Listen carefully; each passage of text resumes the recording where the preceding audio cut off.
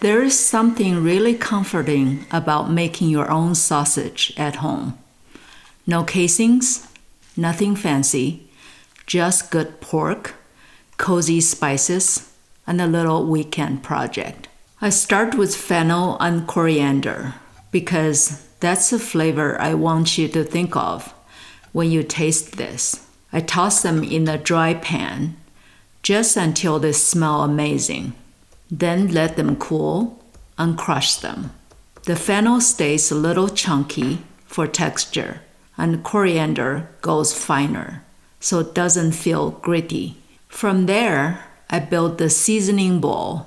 In goes crushed fennel and coriander seeds, ground black pepper, some red pepper flakes for gentle warmth, oregano, marjoram, and just a teeny pinch of nutmeg if I'm feeling it.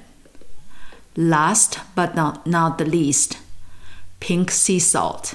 It smells like Italian sausage, but a little brighter and cleaner. For that brightness, I zest an orange straight into some dry wine and let it sit for a few minutes. The citrus oils bloom in the wine. The pork shoulder gets trimmed, cut into cubes, and then I keep everything really cold. That's important for texture. The meat and grinder go nice and chilly. Then I rush it all through the KitchenAid with a medium plate, watching those neat strands of meat coming out, knowing that's what's going to give us that tender, springy bite. Once everything is ground, I pour in the citrus wine mixture.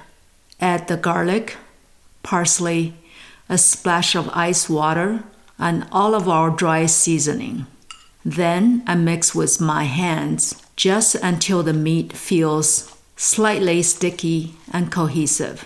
You don't want to beat it up, just bring it together.